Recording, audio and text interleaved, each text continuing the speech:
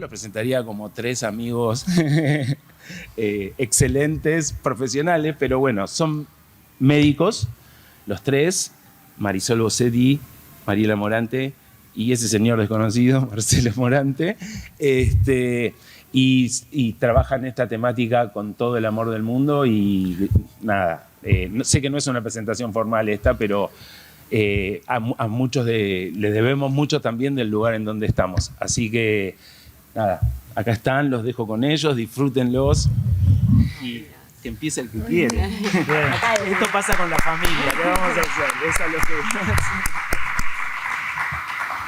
Bueno, por ser el más viejito y que tengo el rol de moderador, pensé, porque les veo las caras, o sea que muchos han escuchado hablar, algunos han sido alumnos. Tratar de hacer un ida y vuelta, usamos gatillos, planteamos algo como eje teórico y que haya un ida y vuelta, que es lo que uno se lleva como docente, ¿no?, de cada actividad.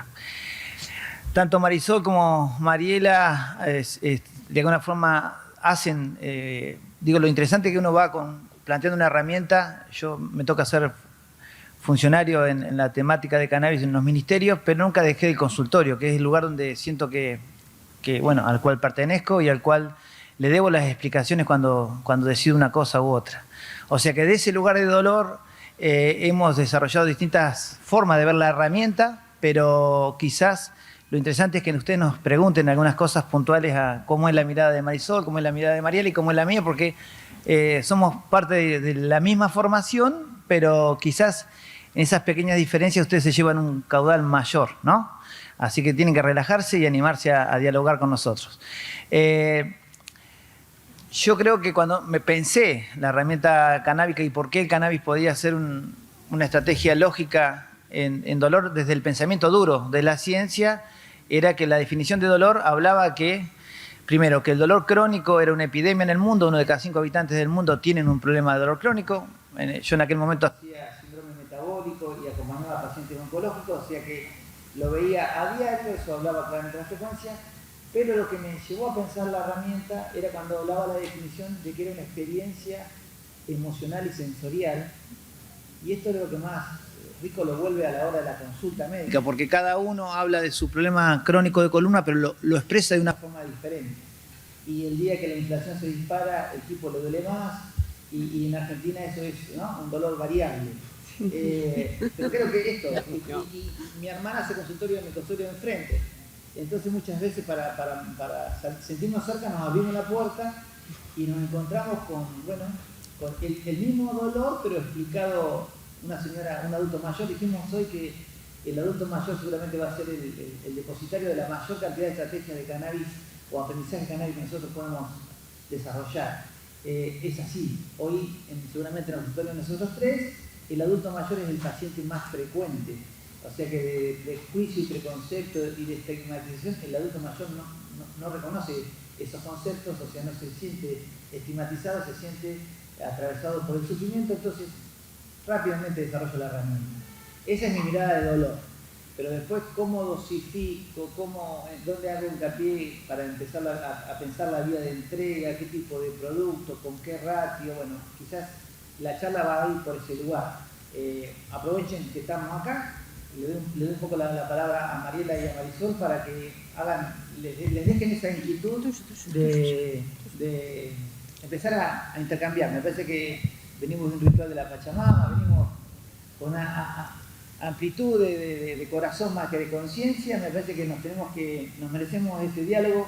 José le llamará la atención porque por ahí con José hemos estado en ambientes más duros y más estrictos de la ciencia y donde se nos presenta como referentes en escenarios del mundo, pero el cannabis me parece que nos pone en un lugar lindo, nos pone en un lugar que el disertante y el que escucha podrían claramente tener una opinión fundada y no hay una gran diferencia. Así que ojalá esto sea un lugar donde cambie.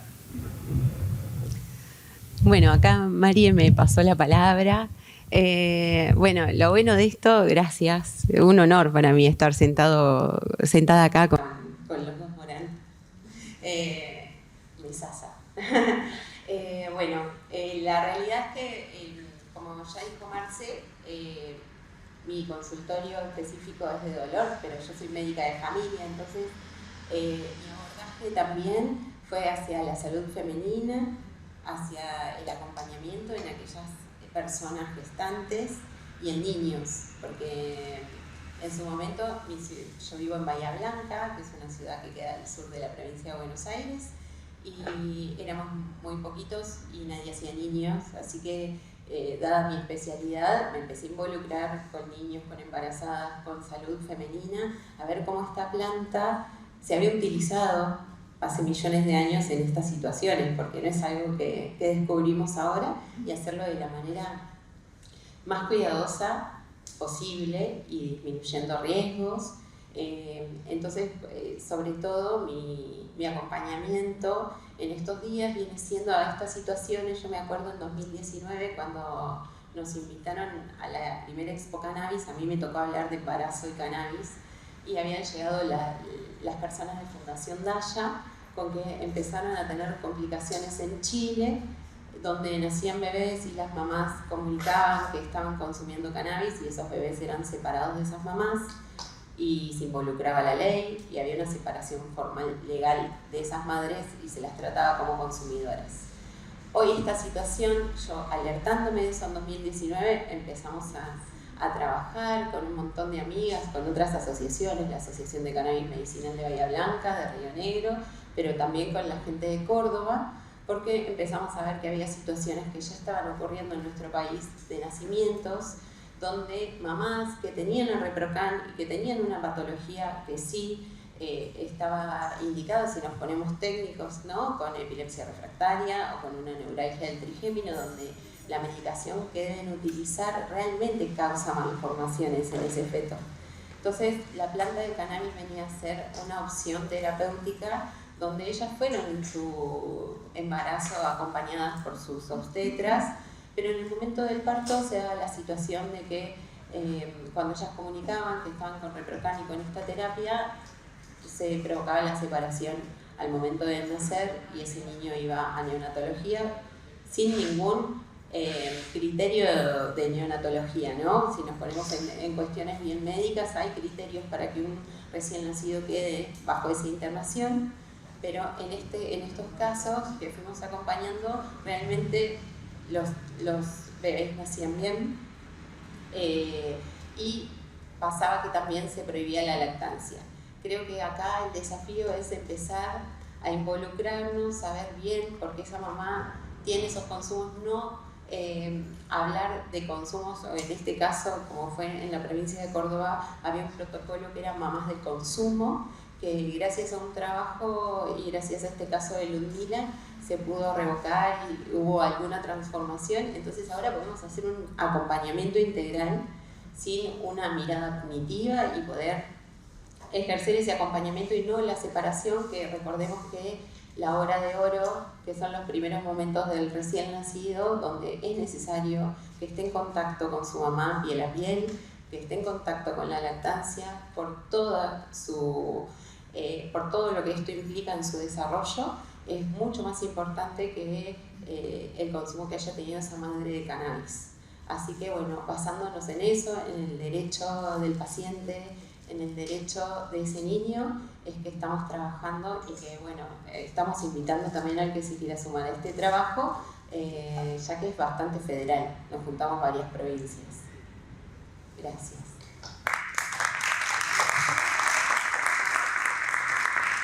Bueno, como verán, tiene un amplio, podemos hablar de un montón de cosas y yo creo que lo que dijo Marcelo, planteó Marcelo, que estaría bueno que haya de parte de ustedes consultas y que nosotros podamos, en nuestro humilde lugar, o poder darles una devolución o quizás aprender de algo que por lo general el auditorio nos aporta, porque todos trabajamos con la planta, cada uno desde su lugar, y me parece que es mucho más rico que haya una devolución. Así que si alguien tiene alguna consulta o quiere comentar algo, le acercamos el micrófono o se acerca, así como comenzamos a hacer un conversatorio entre ustedes y nosotros. Sin vergüenza.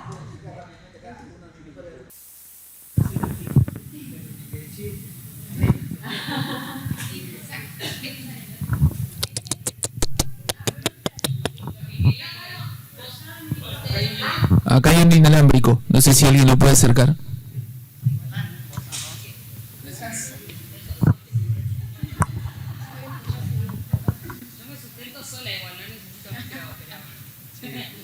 No, respecto a lo que decías del... ¿Estás segura que querés amplificarme? Hola. Bueno, lo que quería decir respecto a las personas mayores, que acá la experiencia de ustedes con el manejo del dolor es muy positiva. Desde la experiencia que tengo yo soy de Entre Ríos, de un pueblo muy chiquito, y el perjuicio que tienen respecto a la marihuana es como sos Pablo Escobar. Es tremendo. La persecución que se hace en mi pueblo al menos es tremenda. Y mi mamá tiene migraña del trigemino porque le quedó de secuela porque tuvo 2 veces meningitis, tuvo la infecciosa y la bacteriológica y la viral, gracias. Y le quedó como esa secuela, por ejemplo. Y toma 1000 medicaciones hasta que un día la obligamos y es como, mamá, te regalamos un frasquito de aceite de cannabis, ¿por qué no lo probás? La obligamos con una videollamada a que lo tome en vivo. O sea, teníamos que ver cómo el gotero se vaciaba. No supimos, no, el goterito. Y claro, que entraban las gotitas. Y al otro día era como, che, mamá no llamó, ¿qué onda? La llamamos y dice, ay, me desperté re bien. Se me fue el dolor, cuando ha tenido episodios de quedar ciega por el mismo pico de dolor. Y aún así es como muy reticente al respecto. O sea que en algunos sectores todavía, al menos en el interior, está bastante como mal vista o hasta criminalizada. También tengo un primo que empezó a cultivar sus propias plantas porque tiene un síndrome que todavía no tiene nombre, que se le despertó cuando era adolescente y la mitad de su cuerpo quedó como entumecido. O sea, la mitad de la cara y la mano y la pierna es como que crecieron los huesos y no los tendones. Es como que él quedó y empezó a cultivar sus propias plantas y a él le funcionó muchísimo, pero no deja de estar mal visto que él tiene plantas. Está bueno también ver el hecho de cómo se puede ir expandiendo en el interior, en algunos lugares medios recónditos, porque todavía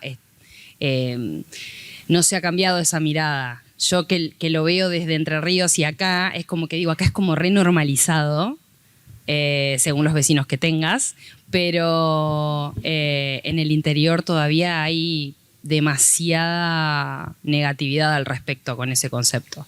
No, yo te lo tomo, pero yo dividiría, pues, al consultorio entra una paciente, yo digo más que con un prejuicio, con una expectativa. Y vos mencionaste la neuralgia trigémina. Y yo hago un ejercicio que es importante. Generalmente viene alguien hablando mal de su medicación para consumir cannabis. Yo digo, no sería necesario, porque en esto de que creo que cuando uno busca la oportunidad de la herramienta terapéutica, yo no necesitaría hablar mal de la carbamazepina en el neuralgia trigémina, y muchas veces le ajusto la dosis de carbamazepina porque la tiene subterapéutica, la tiene en 100 miligramos día, eso no va a poder abordar la neuralgia del trigémino, o sea, es difícil que una crisis se maneje con esta dosis. Y le digo, mira, el efecto inmediato, esperarlo con esta dosificación increciendo, me llamás y te voy a poner seguramente 200 miligramos cada 8 horas de carbamazepina. Claro. Y por ahí, cuando tengas que manejar el periodo de intercrisis, cannabis va a ser espectacular, porque te va a mejorar la estructura del sueño y va a haber menos crisis. Ahora, si yo le dijera a esa paciente, digo porque la expectativa hay que conducirla, si yo le dijera a ese paciente, la neuralgia del trigémino, la mejor herramienta es cannabis, no estaría acompañando bien a esa paciente. Digo esto porque, más allá de los preconceptos, nosotros no podemos caer tampoco en el preconcepto de que la carbamazepina es lo peor que le puede pasar a una neuralgia del trigémino, porque si no, nosotros estamos alimentando, hay una equivocación acá, no hay, yo digo, luchas entre dos medicinas. Hay una forma de acompañar al paciente con todas las estrategias posibles. Esos pacientes en crisis mejoran mucho cuando uno incrementa la carbamazepina. Y el cannabis nos ayuda muchísimo en la etapa de crisis, va a tardar mucho tiempo en ser realmente un impacto. Claro, el paciente que mejora, que venía con carbamazepina sola y mejora cuando uno le incorporó cannabis, piensa que el cannabis es mágico. Claro. Y se quiere sacar la carbamazepina. En realidad es, claro, la interacción conjunta, ahí va. Hay una tendencia, el paciente que tiene dolor tiene mucha frustración, tiene, digamos, atravesado su vida por el sufrimiento, entonces va en búsqueda de una herramienta mágica. Para mí, yo no acompaño e intento decir qué buen equipo has hecho cuando tenés la carbamazepina para el agudo y el cannabis para mejorar el impacto que ha tenido la neurosis del trigémino en la calidad de vida. Claro. Para mí eso es clave. Ya te digo, al consultorio el prejuicio, no, lo que entra es una expectativa a conducir, y la expectativa puede ser a favor o en contra, y en Argentina se discute siempre a favor o en contra, y la medicina y la humanidad nos tiene que hacer encontrarle el punto, pero no combatir los antiepilépticos, sino simplemente saber que el Hospital de Garrahan le agregó un antiepiléptico en base a cannabis. Claro. Eso tenerlo muy claro, porque si no, pareciera ser que la encefalopatía epiléptica solamente responden a cannabis. Y ahí no estamos quizás acompañando adecuadamente el proceso. Ahora, hay mamás que hicieron el recorrido con todos los antiepilépticos, fueron descontando antiepilépticos y llegaron a usar nada más de cannabis, y ese es un camino diferente. Ese es un camino de ir reduciendo dosis, y claramente lo podemos hacer con muchas herramientas. Pero eso hay que ponerlo con claridad, porque si no, discutir el bueno y el malo no ayuda a la fitoterapia como una herramienta a incorporar. O sea, la pone en un lugar de incomodidad. Yo siempre digo, el cannabis es un muy buen amigo, un buen compañero para tenerlo por mucho tiempo, y los adultos mayores que tienen mayormente impactada la función renal, ese es un gran camino para el cannabis. O sea, no va a impactar negativamente en el riñón, pero el riñón no habla, entonces es difícil que un paciente esté preocupado por su función renal. Entonces usa ibuprofeno como una herramienta lógica de día a día, y día a día va rompiendo la función renal. Entonces yo ahí lo voy a jugar a cannabis y digo, mirá, ese día a día quizás lo puedas reemplazar por cannabis. Ahora, si vos tenés una artritis reumatoidea y las manos se te inflaman cuando te levantás, eso es para una dosis de corticoide. Claro. No es para cannabis. Digo, o sea, eso para mí es clave. El aprender la herramienta canábica nos exige aprender las otras herramientas también. Para cada uno encontrarle la oportunidad. Para mí, como internista, el desafío más grande que me dio cannabis fue que tuve que aprender mucho más de gabapentina, de pregabalina, ¿no? De metadona, porque si yo voy a confrontarlas, tengo que entenderlas y saberlas. No puedo confrontarlas simplemente porque la gente dice, no, si es morfina, y con la cantidad de muertos que generó la crisis de los opiáceos en Estados Unidos. Pero en el día a día, un paciente con cuidados paliativos, yo uso mucha morfina y a los pacientes le va muy bien. O sea, digo esto para que nosotros estamos en ese ámbito y quizás entre todos vamos a ayudar a la gente que está pasándola mal a tomar buenas decisiones. Entonces, el activismo está bueno para modificar regulaciones en los países, pero en el consultorio la lógica es el problema de esta señora. Y claro que ahí tengo que ser mucho más claro para lograrlo. Las legislaciones se modifican con mucho compromiso y quizás con otra mirada. Al paciente mucho amor y mucha empatía para que él nos exprese, y generalmente está usando mal la medicación, el miedo lo acompaña, los opioides están estigmatizados también como el cannabis, o sea, es una herramienta que aparece pre-muerte. Entonces yo no quiero opioides, Marcelo. Y muchas veces me ha tocado defender a los opioides y me parece perfecto, o sea, defiendo los opioides, no hay problema. A esa señora le tengo que defender los opioides. Y es así. Me parece que esa es el ida y vuelta que está bueno que todos manejen. El punto por ahí es poder explicarle, tomarse el tiempo de explicarle o aclarar ciertas cosas, que no es una medicina alternativa, como la palabra alternativa es, si no funciona esta, tengo esto como alternativo. Eso, explicar que el cannabis es una herramienta complementaria a la medicina tradicional, nos obliga a los médicos, como dice Marcelo, a estudiar mucho más y a ver si hay interacciones medicamentosas del cannabis con los medicamentos, si tengo que suspender alguna medicación o no, pero no es como el típico, ahora no es tanto así, pero antes era como, quiero dejar toda la medicación y tomar solamente cannabis.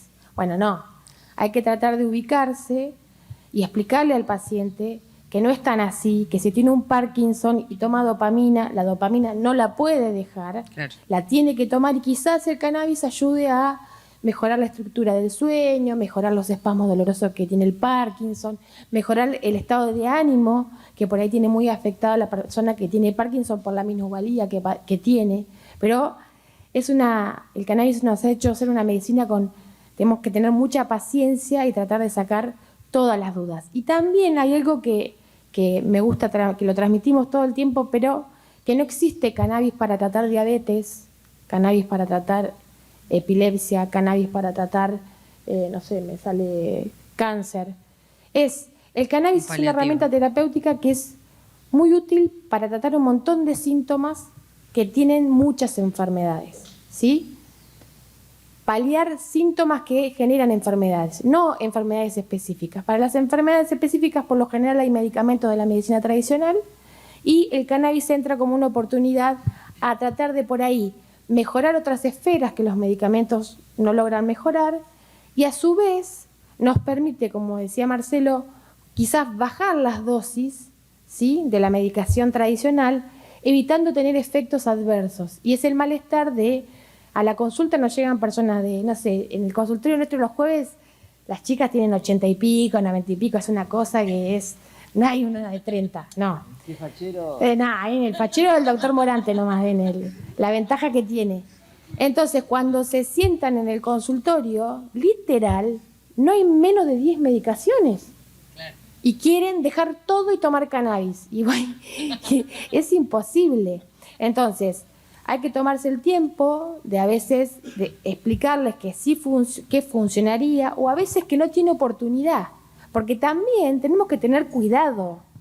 Porque si nosotros usamos la planta para todo, quizás se pierde el valor que realmente tiene. Entonces es saber indicarla bien. Nos suele pasar que la mayoría de los pacientes ahora vienen con, me indicaron este cannabis en esta dosis, ¿sí? Porque tengo, qué sé yo, fibromialgia. Y vos cuando evaluás a esa paciente, por ejemplo, es una paciente súper ansiosa. Y el quimiotipo de cannabis que está recibiendo es un quimiotipo 1 que es alto en THC. Entonces, no es compatible para la situación de esa persona que tengo enfrente. Es evaluado por la patología que genera dolor, pero no es evaluado cómo es la persona, cuál es su personalidad. Y si es una persona ansiosa y yo le pongo un quimiotipo alto en THC, quizás, lejos de generarle un beneficio, le puedo generar un perjuicio. Entonces, es una dinámica, yo creo que nos entrena todos los días a que cada paciente que se presenta es un desafío continuamente. Entonces, cannabis para neuralgia del trigémino quizás funciona, pero es para algunos pacientes sí, y para algunos funciona la carbamazepina, o, como dice Marcelo, y apoyo, creo que Marisol también, utilizados complementariamente, yo creo que ahí es mejor, no tengo que subir, o no tienen tantas crisis, no se angustian tanto, duermen mejor, y tengo basalmente la acción de la carbamazepina como antineurítico que es muy válida. ¿Sí? Último, y entrego el micrófono. Desde la experiencia de ustedes con el consultorio, porque nombraron, el doctor Marcelo, nombraste el síndrome metabólico y vos estás más que nada, no me acuerdo tu nombre, perdón. Marisol, con el tema de la familia y lo femenino. Si tienen experiencias en todo lo que es mujeres con síndrome de ovario poliquístico y síndrome metabólico, las dos, ¿cómo se puede mejorar eso, por ejemplo? Sí, ahí le pasó a Marce. Con lo que es síndrome de ovario poliquístico, endometriosis, obviamente que a mí me gusta decir que nosotros tenemos que hacer una medicina integral. Más allá de los que practicamos la terapia canábica, sino la medicina hoy se tiene que replantear, empezar a ver a las personas de una manera integral. Ver cómo duerme, cómo come, cómo es su ambiente, si está contento en lo que hace, si trabaja, si no. Todas estas cuestiones son básicas para llegar a un buen diagnóstico. En la anamnesis, esto que nos sentamos y hablamos y preguntamos, estas cuestiones nos cambian una elección, por ejemplo, de un quimiotipo o de un fármaco que esté utilizando, porque, bueno, tienen interacción y por ahí lo que necesita esa persona es dormir mejor. Con lo que es síndrome de ovario poliquístico, y también traigo el tema de endometriosis, sí, funciona muy bien porque termina siendo una inflamación del sistema nervioso central, digamos, lo que genera todo. Es como una alteración sistémica, pero a nivel de mucho más profundo y sobre todo de nuestro sistema nervioso autónomo. que no manejamos con la conciencia y que maneja muchas de nuestras actividades a nivel orgánico. Entonces ahí el sistema nervioso autónomo está totalmente relacionado con las emociones. Por eso no es que esto va de la mano. Nos importa si nuestro paciente que está con dolor está atravesando un duelo, por ejemplo, o si nuestro paciente tuvo alguna situación y se siente con el ánimo un poco caído o está comenzando una depresión, porque muchas veces esos dolores son síntomas de esta situación vital. Sí, lo que te puedo decir es que, como bien dijo Marie, es necesario ver la estructura psíquica de nuestro paciente también en el momento de acompañar, sobre todo en un síndrome metabólico, en un ovario poliquístico y también en esto de la planificación familiar. ¿Cuánto hay, por ejemplo, porque estas consultas muchas veces nos llegan cuando nuestras pacientes llegan y han querido intentar estar embarazadas y no han podido? Entonces ahí se empieza a investigar el porqué y terminamos en un diagnóstico de un ovario poliquístico. Entonces ahí también venimos de una situación como puede ser la búsqueda de un bebé, que eso, o las pérdidas, y bueno, todo eso hay que analizarlo. Y sí, en esos casos, o la mayoría de veces, siempre empezamos con, obviamente haciendo una salvedad, pero para hablar en general, en los quimiotipos equilibrados encontramos grandes beneficios para todo lo que es la sintomatología de estos casos. El síndrome metabólico es otra de las epidemias que tiene el mundo, entonces también, y mostró un poco, cuando comenzó todo este proceso de capacitación en nuestras facultades, los perfiles de quienes discutíamos esto. Había un biólogo, que bueno, muchos lo conocen, que es Darío Trinolo, que viene de una mirada muy de la ciencia básica, y yo soy muy de la ciencia clínica. Entonces, él te plantea evidencia preclínica en cómo mejora la resistencia insulínica en ratitas cuando le pones cannabis, y yo veo, hoy a la tarde veo un señor gordito con metformina. Entonces, claro, yo tengo un problema real en tiempo actual, que tengo que hacer que ese gaucho baje de peso y me controle rápidamente la glucemia, porque aumenta su riesgo cardiovascular y se me va a infartar. Medicina clínica, ahora y ya.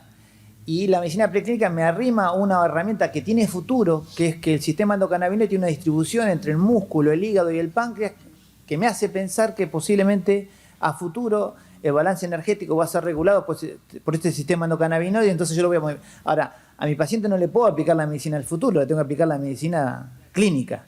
Entonces, ahí viene donde uno, cuando busca evidencia, tiene que saber que hoy por hoy los médicos tenemos que manejarnos con la evidencia clínica y el tiempo real. Y claramente que tomamos, y muchas veces lo hablamos con los pacientes, mirá, hay un proceso de investigación preclínica que parece ser que el balance energético, tanto para obesidad como para insulina resistencia, aparece el cannabis como una opción. Pero digo, esta discusión la dimos en el Congreso Internacional de Bioquímica y claro, el auditorio se quedó confundido. Como un biólogo decía que había una herramienta casi con la actualidad, y había alguien que hacía cannabis y que se negaba a esa opción. Y yo no me niego a esa opción.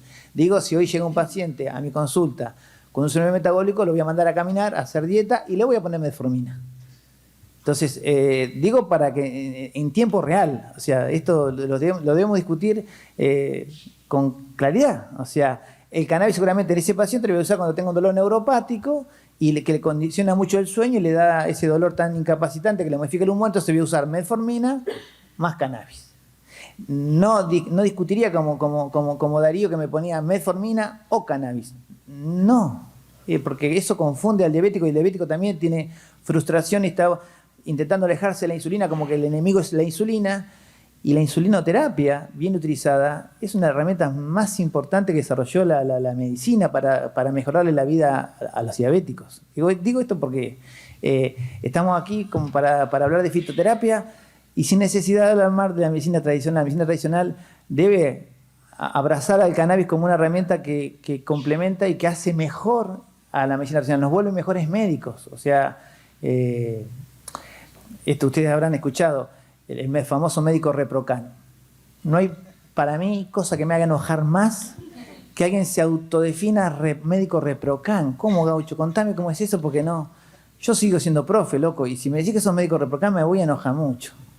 El ReproCan es una herramienta que hace que la policía no nos pueda vulnerar en los derechos, pero a la hora de hacer medicina en la consulta, no podés usar la especulación del ReproCan para ser atractivo para un determinado paciente que a su vez está en búsqueda de alguien que haga ReproCan.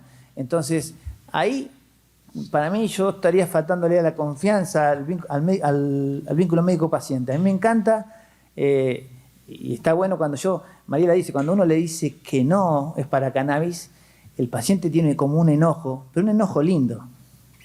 Y me dice, pero bueno, pero me viene de lejos, Marcelo, bueno, pero... Y le digo, pero está bueno que las herramientas todas son cuestionadas, los antiepilépticos, los antiinflamatorios y también cannabis. Cuando nosotros no la cuestionamos, no la mejoramos a la estrategia. Entonces, hoy estamos aprendiéndole el perfil a los quimiotipos. En unos años nos vamos a dar cuenta que nos equivocamos de quimiotipo. Marisol, yo también. Yo la capacité y dije, bueno, en Canadá comenzaban por quimiotipo equilibrado, 1-1. Y yo enseñé eso en el 2017. Quizá en el 2023, estamos más viejos, Marisol, en el 2023 me planteo y le decía a ella que había que vaporizar, que la vía más segura y más efectiva era la vaporización. Hoy uno podría decir las vías de entrega, las vías orales o sublinguales han demostrado ventajas por una cuestión de facilidad, porque los pacientes trabajan la mayor parte del día fuera de su casa. Hoy tengo que decir que el concepto que yo de alguna forma decía en ese sentido está equivocado o está fuera de tiempo. Cuestionarnos es el arte del aprendizaje. Y claro, y el paciente se lleva esto, o sea, como, porque aparte el paciente no entendería que yo diga, yo me equivoqué con usted. Se quiere ir ya del consultorio cuando yo digo, yo me equivoqué con usted. Pero cuando uno humaniza con el paciente y el vínculo, uno se anima a decir, quizás debíamos haber usado dosis más bajas en el caso tuyo porque comenzamos una dosis alta y tuviste una crisis de ansiedad. Hoy me parece que los pacientes están dispuestos a escuchar que los médicos nos equivocamos y no huir. Me parece que estamos a esa altura del debate. La medicina, y yo creo que hoy si trajéramos a un policía, el policía diría, yo creo que nos equivocamos en determinados allanamientos, porque la verdad que visto cómo va la cosa, pero tenemos que ser amplios para que aparezcan en estas discusiones también la policía y pueda replantearse su herramienta. Si los juzgamos, nada más que los juzgamos, no le vamos a dar la oportunidad. Yo hace poquito fui al Ministerio de Seguridad a buscar capacitadores para la policía. Claro, la jefa de la capacitación es una antropóloga. Entonces es una policía distinta, ¿no? Y ella me dijo, mirá, Marcelo, mientras ustedes están discutiendo cannabis, que me parece muy importante, quizás el debate en profundidad es cómo nos manejamos los policías cuando tenemos un paciente con salud mental alterada y esto ha traído situaciones muy complejas. Digo, si yo tengo que ir a discutir con las fuerzas de seguridad hoy, cannabis está bueno. Ahora, si yo voy a ofrecerle a las fuerzas de seguridad discutir cannabis y salud mental, soy más creíble para ese policía, porque cuando va a la calle anda con un señor totalmente alterado, algún chico con esquizofrenia en el móvil y ningún hospital se lo acepta. Entonces se comporta como un médico de emergencia, un policía con un señor esquizofrénico digo esto porque para que cuando vamos a abordar la problemática hay que entender que a veces la policía está transitando, como nos pasa a los médicos, estamos en una trinchera un poco injusta para poder resolver con pocas herramientas una problemática social que va más en profundidad. Cuando decíamos, ¿qué es el Estado presente? El Estado que se hace cargo de todas esas instancias con las herramientas que tiene.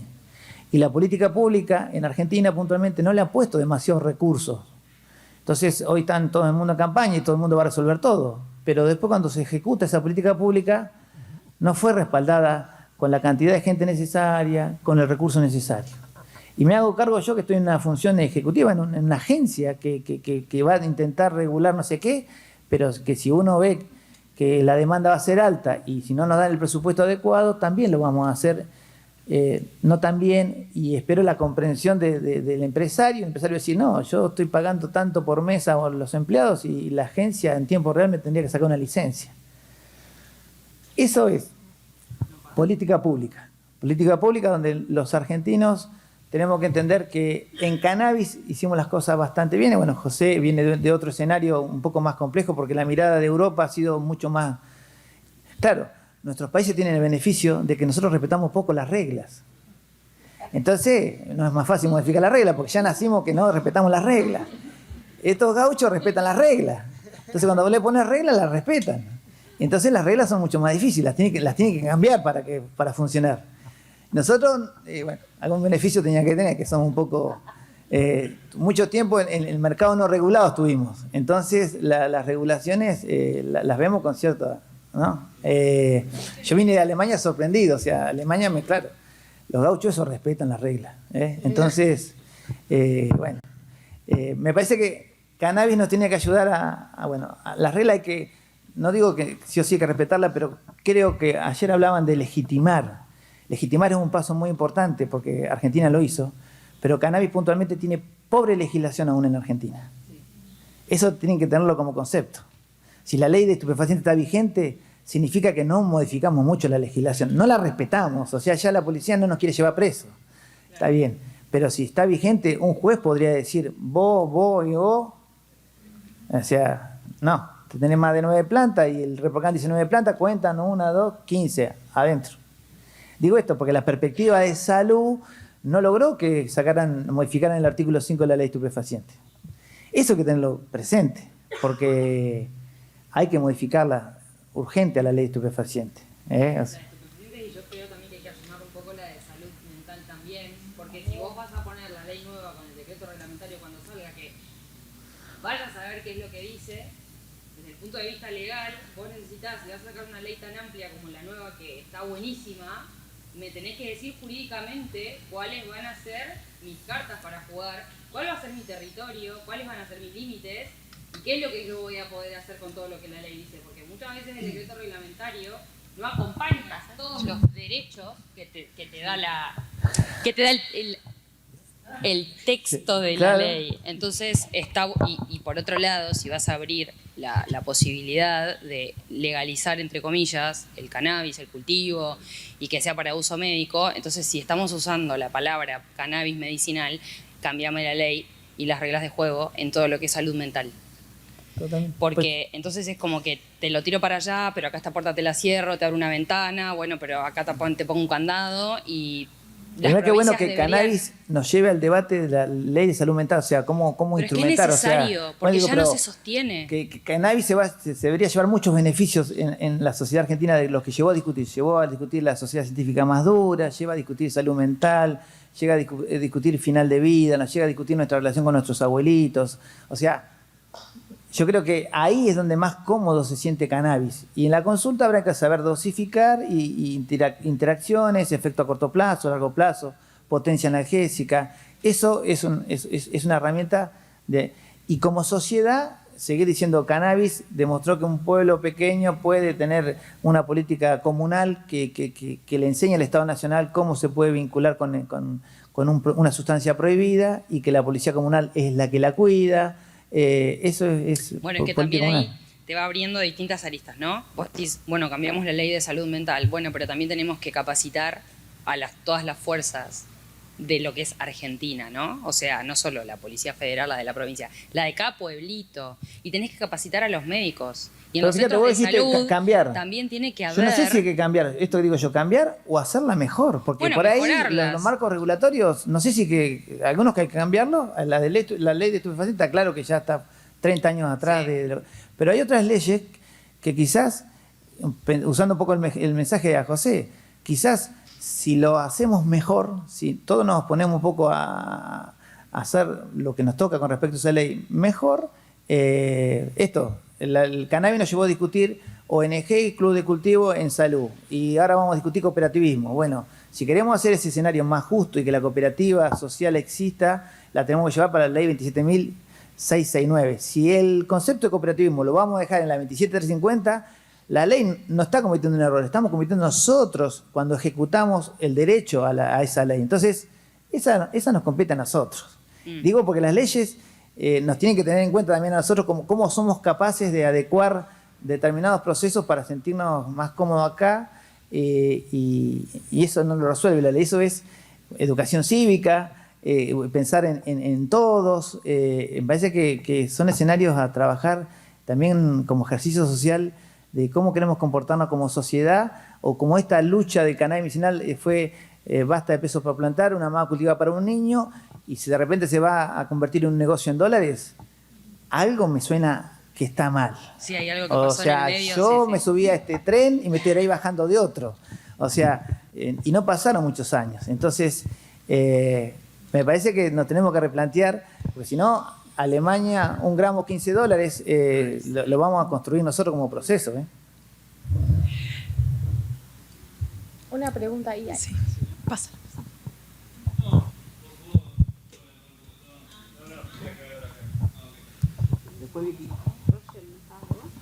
Gracias.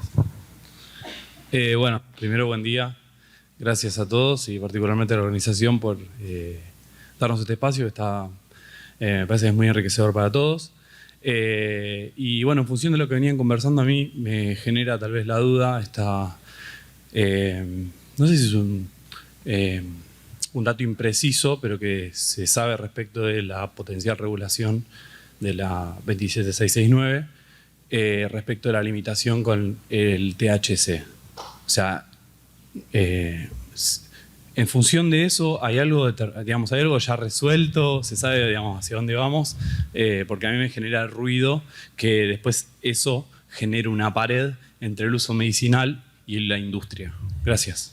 Sí, está muy bueno. Yo creo que ese fue el debate más duro que hubo que dar con la agencia regulatoria, con el ALMAT, porque un poco ALMAT refiere, digamos, hace referencia de cupos hacia la Junta Internacional de Fiscalización de Estupefacientes, y por definición, psicotrópicos es cuando tiene más de 0,3 puntos de THC, y la ley no lo mencionaba el estado psicotrópico, sino que mencionaba la psicoactividad. Entonces nos dio una ventana para discutir psicoactividad. Si alguien no le reconociera psicoactividad al CBD, porque es antiepiléptico, o sea que claramente psicoactividad puede intentar. La cuestión es el psicotrópico. Por suerte, en esa lucha con el ALMAT, ellos discutían un producto finalizado, que era el producto de Grado Pharma, y yo dije, perfecto, la ley es de cannabis medicinal y de cáñamo industrial. Entiendo que el producto finalizado de Grado Pharma tenga que tener un gran impacto por la agencia regulatoria que regula los medicamentos en Argentina, pero el cáñamo industrial requiere una definición de la agencia. Bueno, es el 1%, así que si te tranquiliza el 1%, quizás, y dice que es el 1% y que lo puede modificar la agencia en virtud de acuerdos con. O sea que la agencia de alguna forma puede tratar de alentar a la industria del cáñamo tratando de modificar ese porcentaje, pero partimos del 1%. Yo recuerdo cuando arrancamos esta discusión hace un año, era el 0,2%, después lo llevamos a 0,3% y ahora tenemos el 1%. O sea que ese punto creo que es una batalla ganada. En la medida que haya inversiones de la industria o procesos del cáñamo que de alguna forma se beneficien de ese escenario del 1%, como lo hizo Uruguay o lo hizo Colombia. Sí, el 1%. Todavía el reglamento, bueno, ayer teóricamente estaba firmado, pero la propuesta reglamentaria salió con el 1%. Buen día. Bueno, gracias ante todo por la palabra. Yo creo que desde mi práctica médica, en cuanto al conocimiento de cannabis, creo que lo principal que me ha aportado cannabis ha sido el conocimiento de este sistema endocannabinoide, ¿no?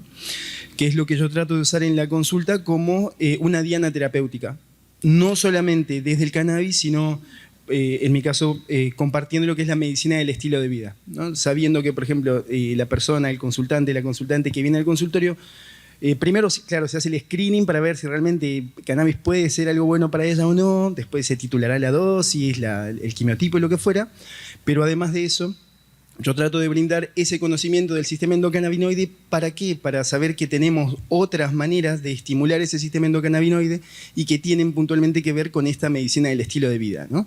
Por ejemplo, hay muchos consultantes que vienen y te dicen, no, me dijeron que no hay más nada para hacer. Y a esa persona nunca le preguntaron qué come, nunca le preguntaron cuánto se mueve, nunca le preguntaron si tiene vínculos afectivos, si tiene una red afectiva que la sostiene, si tiene un propósito vital que está cumpliendo por lo menos en alguna medida. Y mi planteo por lo menos es hacerle saber que tenemos que elevar de jerarquía a esos procesos, a la nutrición, a la actividad física, al compartir, al nutrirnos de, digamos, como seres sociales, de estos vínculos sociales positivos, como realmente intervenciones terapéuticas que van a estar en la misma jerarquía quizá que cannabis, o en la misma jerarquía que la carbamazepina o la metformina, pero que creo que es fundamental brindar esas herramientas para la autogestión de la salud que la persona va a hacer en su casa, en su día a día, en su manera de vivir, y que seguramente eso va a cambiar también su manera de enfermar, ¿no? Entonces creo que puntualmente cannabis, siendo una medicina de la tierra, como estamos viendo muchas otras, también nos enseña eso, ¿no? Que fundamentalmente quizá tenemos que cambiar nuestra manera de vivir y no solamente buscar, bueno, qué me quita el dolor o qué me hace dormir, sino, bueno, ver cómo me relaciono yo conmigo mismo, con las otras personas, con la naturaleza. Creo que el cambio real y el llamado de cannabis viene mucho más profundo desde ese lado, ¿no? Que está buenísimo titular y dosificar y es necesario y está muy bien, pero me parece que también justamente en consonancia de lo que decía Marisol, el buscar esta medicina más integral y que nos reúna como humanidad misma también en búsqueda de una salud planetaria distinta, creo que es el principal mensaje que por lo menos yo encuentro en la planta de cannabis y que me parece que está bueno también que lo podamos compartir, esto del sistema endocannabinoide como una diana terapéutica en sí misma, y que, bueno, por suerte tenemos muchas cosas para hacer ahí más que solamente cannabis, ¿no? Vieron que lo más importante era, que lo iba a decir alguien del auditorio, no lo íbamos a decir nosotros. ¿Ven? Que más fácil así es.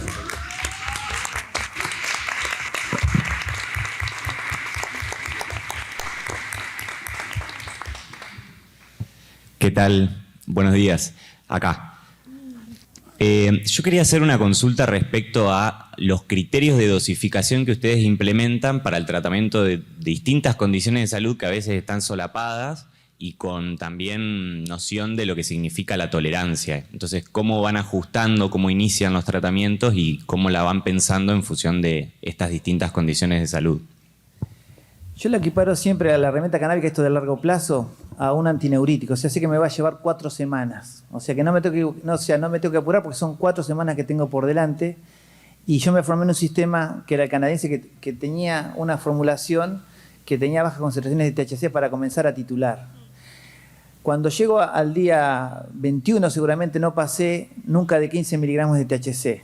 Esa sería una forma de entender, de 15 miligramos. ¿Miligramos, mililitros? Sí. No, pero 15 miligramos día, ¿no? Hoy hay un producto en la farmacia que tiene 100 miligramos por mililitro, pero yo sé que de THC no pasaría en 15 miligramos las primeras 3 semanas. Ahora, si yo uso un modelo más actual, ellos hablan de premedicación con cannabidiol, con CBD. O sea que hacen una titulación hasta llegar a 40 miligramos de CBD y recién después comenzar con 1 miligramo de THC que van ajustando cada 7 días, 5 días. O sea, sería otra alternativa. Yo en Canadá comenzaba con los dos, CBD y THC, un quimiotipo equilibrado, y trataba de no pasarme de 15 miligramos de THC. ¿Me va siguiendo? Sí. La nueva mirada, con tanto cannabidiol, con tanto CBD, porque en el 2014 no había tanto CBD. Hoy que hay mucho CBD, se hace una premedicación, se ajusta de 5 miligramos en cada turno, 5 miligramos a la noche, 5 miligramos de día, hasta llegar ajustando cada 3 días a 40 miligramos, y si no lograste respuesta terapéutica, comenzar a involucrar de a 1 miligramo de THC cada 5 a 7 días. O sea, vas incorporando, vas a llegar seguramente a una formulación equilibrada, o no tan 1 a 1, pero con una concentración mayor de CBD que THC. Pero yo digo, ahí tomo como variable tiempo para dosificar. La segunda variable que tomo es síntoma. Por esto digo, si alguien me tiene una neuralgia trigémino y me pone a jugar el episodio agudo, no sería una buena estrategia plantearse 4 semanas como... Entonces, el síntoma no me lo permite. Entonces, en ese caso, voy a modificar rápidamente la dosificación de carbamazepina. Entonces, tiempo, 4 semanas. Síntoma agudo o intensidad de síntoma. Entonces pongo el 7. Del 1 al 10, la persona califica por encima o por debajo de 7. Si califica por debajo de 7, tengo chance de seguir intentando esa titulación, porque el síntoma es de baja intensidad, en esas 4 semanas. Si califica por encima de 7, voy a echar mano a un antiinflamatorio potente o a un corticoide o a un derivado de la morfina. O sea que tiempo e intensidad serían 2 variables importantes a tener en cuenta. Y la tercera es reserva renal. O sea, tiempo, intensidad y reserva renal. Con esas 3 patas yo elijo cuál será el mejor sistema para elegir dosificación. No sé, por lo menos en mi mirada. Igual lo escucho a mi hermano, es re complejo. O sea, no siempre cuando damos charlas por ahí, las personas como que quieren escuchar la dosificación para determinado síntoma de determinada manera, estructuralmente como si fuera la amoxicilina 500 miligramos cada 8 horas. Gracias a Dios que el cannabis no es así, ¿sí? Uno lo que tiene, sí, por ahí una estructura basal en la cual, según lo que le va sucediendo al paciente, vos vas modificando y entendiendo el paciente como un ser totalmente dinámico, ¿sí? Porque quizás, como hablábamos, esa neuralgia del trigémino está interpelada por una situación de estrés familiar, por una cuestión económica, y la intensidad del dolor es mayor o menor según lo que le sucede a esa persona, ¿sí? Entonces, la reglita de cuánto CBD y THC te aseguro que es como si fuera que vos ponés el tablero y cada vez que vas a empezar a jugar te lo tiran y volvés a armar. O sea, está bien como razonamiento para poder comenzar, pero creo que es muy dinámico y es muy difícil de transmitir. De hecho, yo me río porque nosotros hacemos consultorio enfrente, ¿no? Y yo a veces lo escucho a él y él me escucha a mí. Nos formamos parecidos y no nada que ver lo que contestamos uno a otro. ¿Y qué está mal? No, es diferente. Es de mi perspectiva, de lo que yo veo en ese paciente, decido o tomo una decisión de determinada conducta terapéutica que es diferente a mi hermano que está en el consultorio de enfrente. ¿Y está mal? No, él es una persona y ve las cosas de una manera y seguramente que si la pongo a... Mira, los tres hicimos tratamiento del dolor.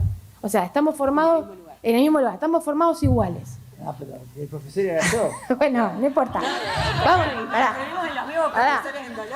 Entonces, y además las cargadas que me ha gastado ¿entendés? Entonces, la perspectiva que uno, el conocimiento o la película que vos tenés hace que vos veas en el paciente una forma de dosificación distinta. Que sé que desespera, porque yo también cuando quería las guías canadienses, quería aprender tanto. Pero después me relajé, porque dije, está bueno también volver a empezar a jugar cada vez que tenés un paciente enfrente. ¿Sí? Es como que volvés a empezar, y de hecho, yo me río a veces porque lo cuento porque es... Cuando estoy tratando el paciente, lo pienso de una manera, lo anoto la historia clínica en la computadora de una manera, y cuando se lo anoto diferente. ¿Sí? Cambié una dosis, una gota más, una gota menos, pero porque es dinámico, no está mal.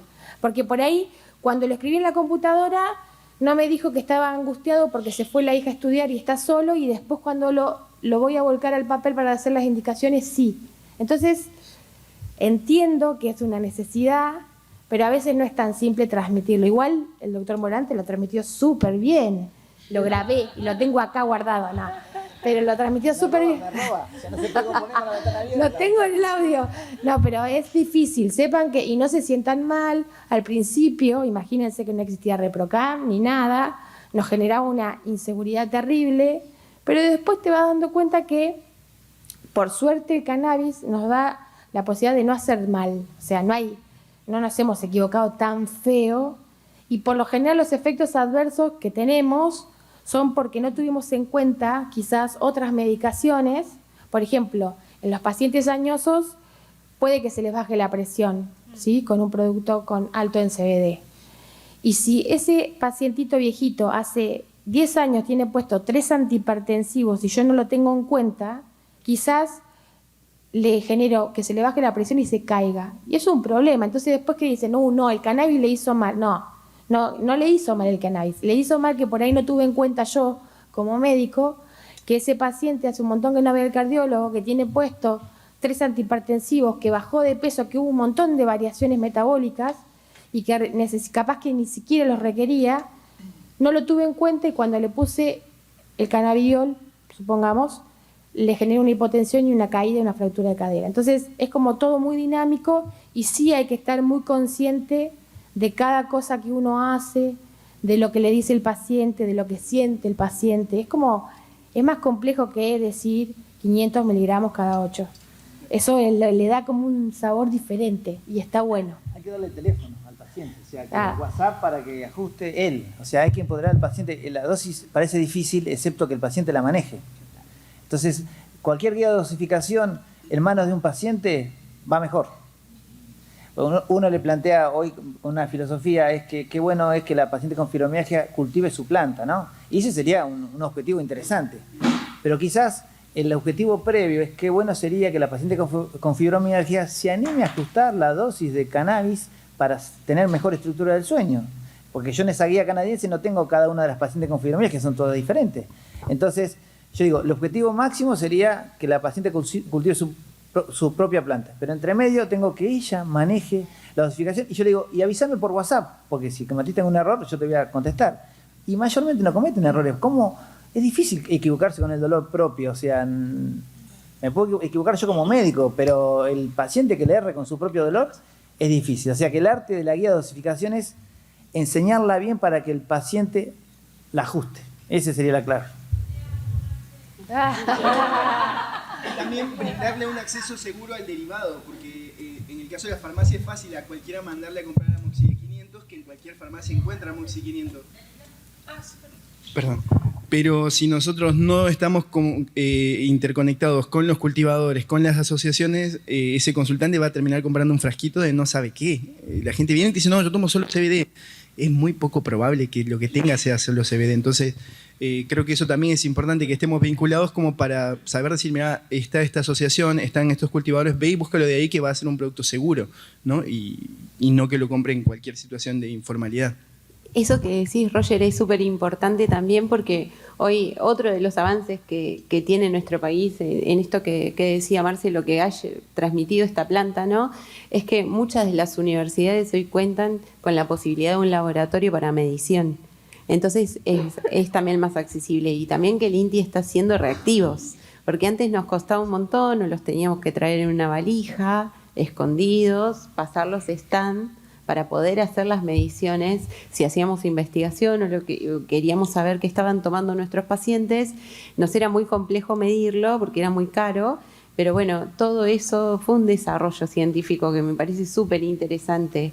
Y también algo que dijiste hoy cuando tomaste la palabra, que el sistema endocannabinoide es sumamente interesante para aprender y que no solamente podemos impactar en él con el cannabis, sino esto que hablamos de la alimentación, hay muchos alimentos que tienen cannabinoides y que impactan también en este sistema. Entonces, empezar a investigar también otro tipo de cannabinoides es sumamente interesante.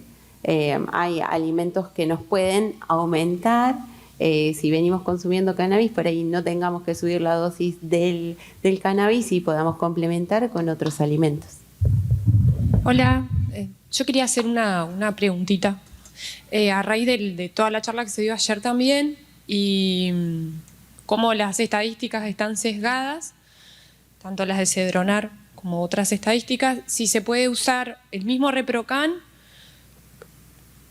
no sé si llamar a una revalidación del diagnóstico, porque hay muchos usuarios de Reprocan que solo son usuarios del Reprocan para poder transportar cannabis de un lugar a otro, y no tanto quizás como porque tienen alguna afección. Si se puede revalidar los datos que se han cargado como para tener una información más precisa y además no solo para la información precisa y correcta, sino para atender la demanda del usuario realmente del Reprocan. Porque se está avanzando mucho en la medicina, hay muchos adultos mayores que tienen todavía el preconcepto como no, eso es una droga, pero mi mamá es paciente, ella tiene fibromialgia y siempre la trataron como que tenía artritis y artrosis. Llegó a un punto de intoxicación con medicación había interacción ahí negativa, se intoxicó, la pasó muy mal. Y entonces, a raíz de la investigación, y yo saco fotos de los papers, todo, me fui acercando a mi mamá, mira, es ciencia, o sea, es ciencia, se está evaluando medicinalmente, hay efectos muy positivos, y como que el desafío creo que nuestro de venir a las jornadas no termina acá y rendir al trabajo, bueno, falté 3 días al trabajo porque viene una jornada y te resumen, sino tomar el compromiso como acercar el cannabis a los adultos mayores desde el lado de la ciencia. Trae efectos positivos, esto no es droga, vamos a fumar porro y ya está, sino los efectos positivos que tiene, y si se puede usar en el mismo Reprocan como como una herramienta para ajustar la estadística y también para generar una transparencia de que el usuario del Reprocan y del cannabis no solo tiene una afección y lucha contra el dolor, sino quizás lucha contra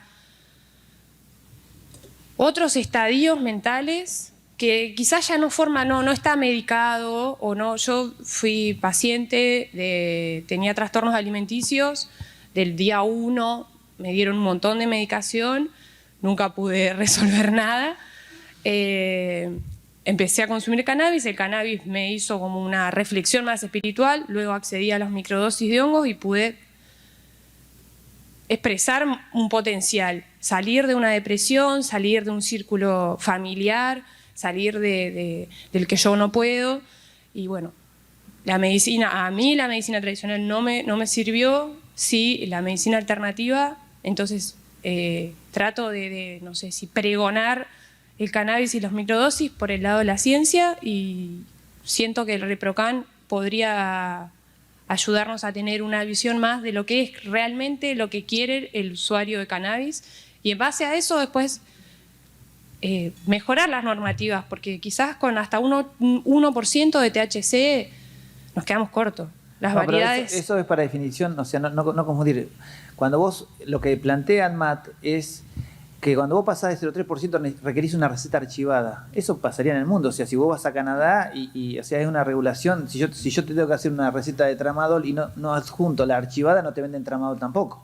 O sea, las sustancias tienen que tener determinado control y son psicotrópicos por definición, entonces ese control no estaría mal. O sea, definir el 0,3, el problema es el 1% porque la industria, cuando de alguna forma intenta desarrollarse para el cáñamo, se pasan rápidamente del 1%, entonces le caen regulaciones y eso va a parar a los costos. Cuando yo me refería al 1% fue porque la industria del cáñamo tiene que nacer en Argentina con una inversión más baja para que todos los productores tengan una oportunidad. En ese escenario de cáñamo, para definir la posibilidad de pequeños productores. Ahora, cuando uno pasa, porque alguien confundió, pero el 1%, entonces el Sativex que tiene 2.7, 2.5 no puede ser utilizado en Argentina. No. Requeriría una receta archivada.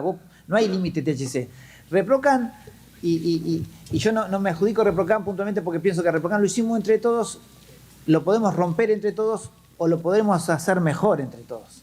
Entonces, cuando yo evalúo a los revisores, imagínense en una mesa, tratando de evaluar historias clínicas y yo paso por detrás, ¿no? Tratando de, fíjate. Entonces, el reclamo más frecuente del revisor era, pero mira pone uso adulto irresponsable. Yo, es un genio ese. O sea que el tipo decide decirte la verdad y vos estás enojado. Si te pone dolor crónico, vos apretás acepto. Y si te pone uso adulto irresponsable, vos lo querés rechazar. Si te está diciendo la verdad. O sea, en ese contexto, un médico se está haciendo responsable de un escenario de derecho de un paciente. Va por ahí, loco. Entonces te miran raro y dicen, al final, Marcelo, ¿quién lo va a entender? O sea, yo creo que tengo que estar pendiente de cuando me ponen esquizofrenia o situaciones para ver si hay algún tipo de control y contención del médico para determinados procesos. Y no dije no a la esquizofrenia, sino que revisar con detenimiento ciertas situaciones donde hay que mirar con detenimiento. Ahora, si te pone uso adulto irresponsable, a mí me encanta porque esa es la forma de modificar el Reprocan para bien y para que esto dé origen a discutir el uso adulto irresponsable como regulación. Pero bueno, el revisor también tiene sus preconceptos, porque uno piensa que los revisores son seres humanos que tienen sus preconceptos y que piensan que si estamos discutiendo en salud, ¿cómo me van a poner uso adulto responsable en el Reprocan? Pero el Reprocan cuando revise y filtre, y yo voy a mirar cuántos usos adulto responsables pusieron, tanto. Entonces yo tengo ese motivo para discutir con una autoridad y decir, muchachos, fíjense, el Reprocan atajó un escenario que está por fuera del Ministerio de Salud. Uso adulto irresponsable apareció en esta cantidad, en este porcentaje. Y ahí va a ser interesante. Porque ahí es que la finalidad sería el bienestar. Entonces, tenemos un montón de usuarios del Reprocan que mienten a la hora de hacer la declaración. No, estrés, me duele la cabeza, migrañas. Pero poder decir, yo consumo porque incrementa mi bienestar, mi salud, sin tener una condición grave como una esquizofrenia, que sea reconocido. Está bien, pero lo hacemos entre todo eso. Yo quiero que el médico, si el médico me cobró 20.000 pesos la consulta, quiere asegurarse que a mí me aprueben la Reprocan. Entonces pone, copia y pega un diagnóstico que sabe que va. Y yo que lo veo a diario, digo, ¿por qué hacemos esto? O sea, yo no le voy a definir a nadie cuánto debe cobrar la consulta, pero sí lo veo que este fulano tiene esta cantidad de pacientes, que no revisa, que no ve, que tiene uno en Chubut, otro en Jujuy, otro... ¿Cómo hace? Eso nos hace daño. Entiendo que es la primera etapa del ReproCan y que va a haber una segunda etapa y una tercera etapa donde esto que te planteas vos, donde todos vamos a madurar para decir, me parece que llegó el momento de decir la verdad.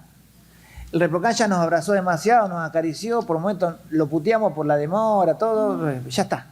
ReproCan fue una salida del Ministerio de Salud, de un ministerio que se comprometió. Ahora tenemos que generar un escenario diferente, como dice Marisol. Ojalá las licencias de la nueva ley que se van a cobrar den insumo para poder pagarle la analítica a las universidades. O sea, que parte de los recursos que uno recoge de la industria vayan a parar a la analítica para que la economía social o el ReproCan tenga mejor calidad de analítica y los médicos puedan saber qué es lo que se está indicando. Si nosotros, entre todos, vemos esos circuitos como posibles, no nos va a venir a colonizar un poder económico y nos va a poner en la farmacia nada más. Vamos a tener seguramente dispensarios con procesos de calidad. Pero eso va a depender de nosotros. O sea, el día que nosotros decidamos, si yo sigo mintiendo, alguien no se va a beneficiar de esto. Yo cuando alguien me dice, ¿por qué no pones 100 personas más de ReproCan a probar? Así iría más rápido esto. Y yo digo, y se la tendría que sacar a los niños electrodependientes. ¿A vos qué te parece eso?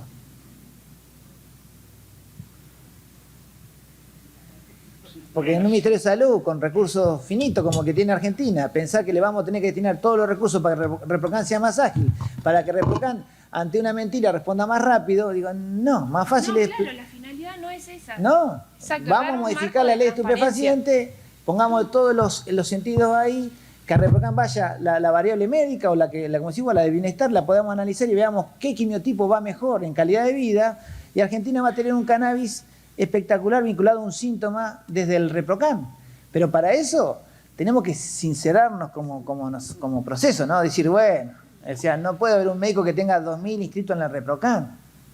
Marce, y en ese caso, ¿pensaron ustedes alguna, digamos, cómo caer sobre, o digamos, cómo plantearle a esos médicos que ven que hacen un copy-paste sin tener en cuenta, digamos, cómo...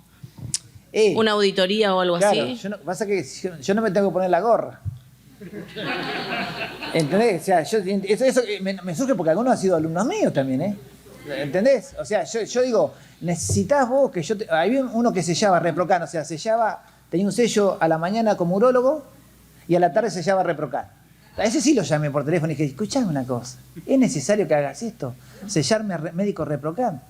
Pero lo hice una sola vez, sentí que el señor se puso como temeroso, como que yo le iba a hacer una denuncia. Y digo, queda tranquilo que yo soy colega tuyo, no soy policía, quiero ayudarte, que vos me ayudes a hacer del ReproCan realmente un derecho ampliado, pero nosotros como médicos tenemos que buscar que el escenario de seguridad para los pacientes que no sea una simple especulación. Porque yo les voy a decir una cosa, la recomendación de la JIFE, y lo dice ya en el 2014, dice que aquellos países que autorizaron el autocultivo, le permitieron a determinados médicos que simplemente, bajo la paga de la consulta, lo indicaran. O sea, sin ningún tipo de evaluación del proceso. Yo eso lo leí en el 2014. Imagínense que ReproCan empezó en marzo de 2021. Cuando yo empecé a ver eso dije, qué visionario estos tipos, ¿eh? Mirá cómo nos sabían en el 2014 que nosotros no íbamos a comportar de esa forma. Pero no le voy a la derecha a la JIFE y voy a decir... Tenés razón, sí, tenés razón, pero nosotros en Argentina también tenemos mecanismos de educación y de trabajo en profundidad para decir, eso se va a ir corrigiendo. O sea, lo que yo no puedo aceptar es que alguien violente un patio y me lleve a alguien en cana por 3 plantas. Me parece mucho más violento eso que llamarlo al médico ReproCan y decirle, che, ¿pueden dejar de joder? Dejá de sellar eso, hacé las cosas bien, loco, que no cuesta nada. Pero es tiempo. Yo en realidad como que lo llevaría a otro plano. Acá... digamos, más allá del copy-paste de lo que fuera la patología o lo que sea, el tema es que se perdió un poco de que porque el paciente se acerca a quererse hacer el ReproCan, los médicos, las médicas, piensan que es solo porque son, digamos, usuarios. Pero en realidad hay mucha gente nueva queriéndose acercar y en esas consultas, que a veces son por mensaje de texto, por WhatsApp o de 10 minutos por un llamado sin videollamada, se pierde toda esta búsqueda que nosotros estamos queriendo llevar al territorio, digamos. Entonces, ¿quién mide esto? Digamos, el trabajo por ahí de las asociaciones civiles es que trabajan con médicos o equipos interdisciplinarios, es hacer distintos tipos de entrevistas, llevar, digamos, un estilo de entrevista para con el paciente, como para que el paciente se saque las dudas y realmente acceda al cannabis, digamos, como una nueva alternativa, y no que después, digamos, más allá del acompañamiento que hace la asociación civil en el futuro cultivo, en los futuros fitopreparados y demás, más allá de eso, digamos, que el médico también acompañe. Y eso, digamos, de punta a punta en el país no se está viendo demasiado. Mira, mi última esperanza, cuando nació ReproCan, había que generar roles para el software. Entonces, claramente estaba legitimado la mamá que cultiva para un hijo, o sea, el autocultivo. ¿Cómo hacemos para generar legitimidad sobre el cultivador solidario? Y yo dije, bueno, la verdad que es una expresión de cómo se comportó Argentina. O sea, el cultivador solidario cultivaba para el barrio. Le decía yo esto a una ministra de salud, imagínense que tiene... Bueno, Marcelo, está bien. ¿Y para cuántos vas a cultivar? Preguntaba la ministra. No, bueno, ahí, para algunos pacientes, Carla. Bien. Cuando va a cultivar la ONG, ¿para cuántos, Marcelo? Para 150. ¿Y cuántas plantas son? Y son muchas, Carla.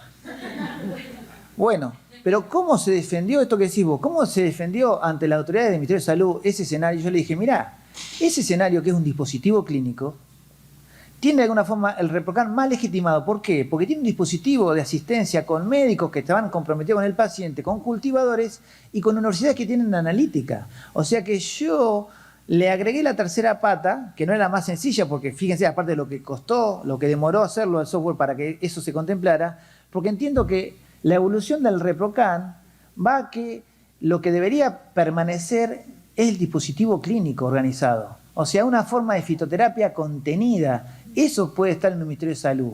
El usuario responsable y adulto va a parar a otro escenario y la pasa bien, y está bien. Pero el dispositivo clínico de la ONG, para mí, era el último punto de orgullo.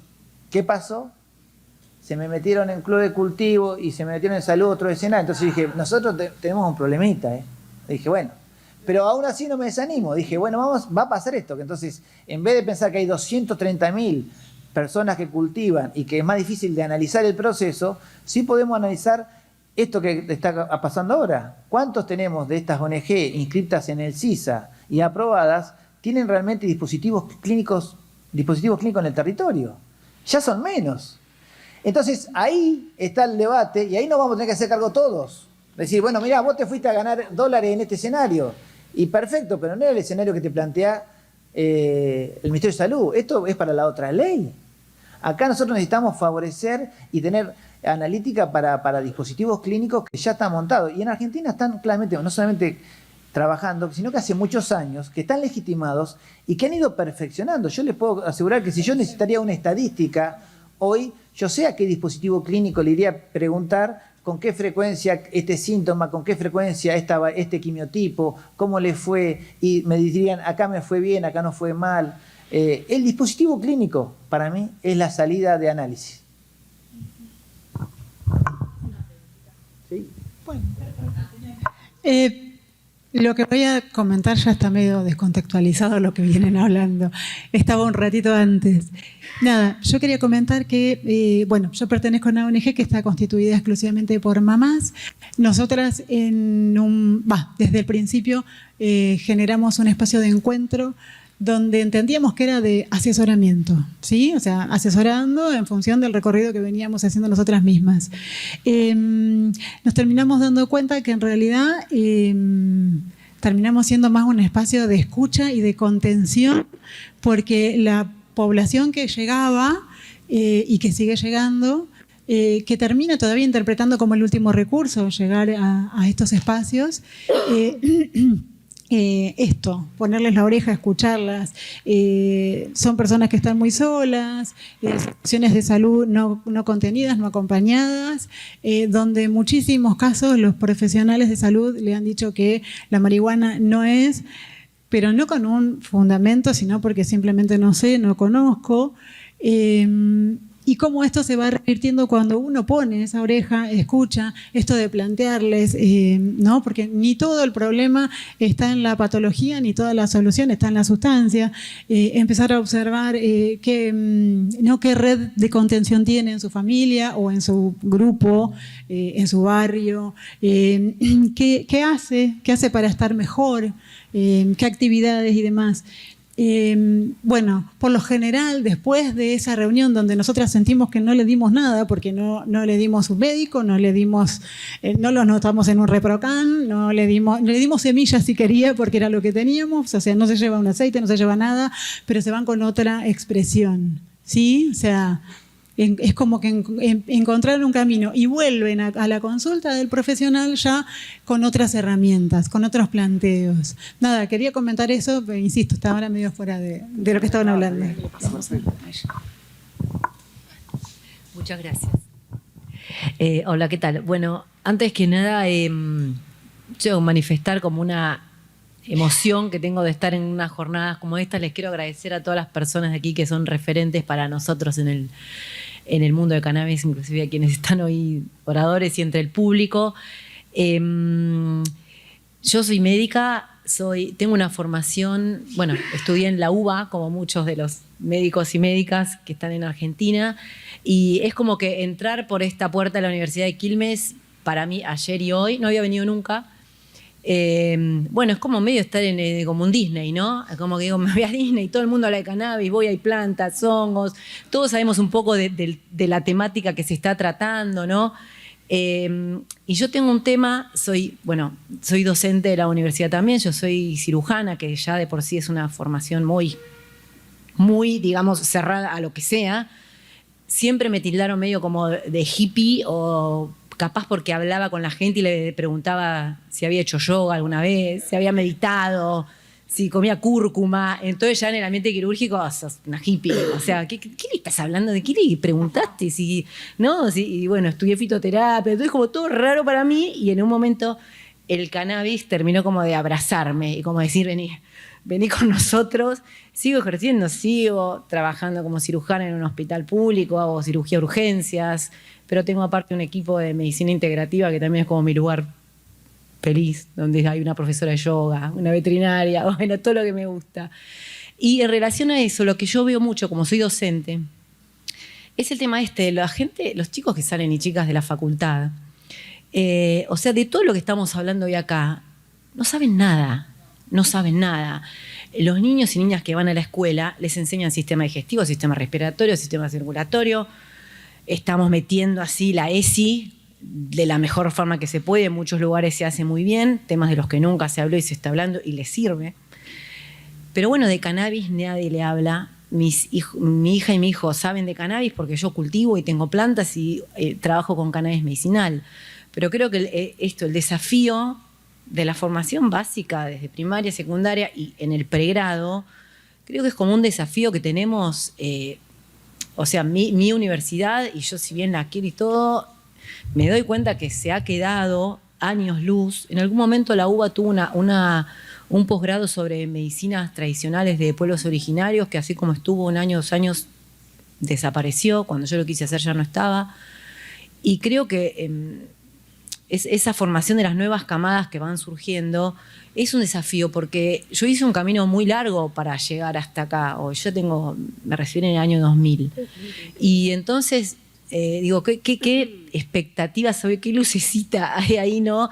De poder, todavía mis residentes, la mayoría quieren hacer cirugía plástica, o sea, es como lo más que se les ocurre es ser cirujanos plásticos. Aún cuando yo les digo, bueno, yo además hago mastología, tengo mis pacientes, todo, digo, no, pero hablas con la paciente y la conocés no, plástica. Ya ni siquiera operar quieren, o sea, quieren cirugía plástica porque hacen todos los procedimientos. Entonces, es como que tampoco se les muestra. Yo creo que con el cannabis terminé de volver a sentir aquella razón por la cual quise estudiar medicina. Después se va perdiendo en el camino, ¿no? Y también por las influencias, que es como que te van llevando ahí. La formación realmente es así, es muy por sistemas, muy la vesícula de la 412, el pancreatitis de la tanto, Bueno, entonces, ¿qué expectativa tenemos? Dígame qué tenemos. Mira, justo los que estamos sentados acá tenemos, el doctor Morante consiguió que en la cátedra de medicina interna del cual él es adjunto, los chicos en pregrado tengan formación en cannabis medicinal y en cuidados paliativos, que para nosotros también es muy importante. Y Marisol. En la Universidad Nacional del Sur, en Bahía Blanca, está la cátedra libre de cannabis medicinal y también está el posgrado para aquellos que están recibidos. Sí.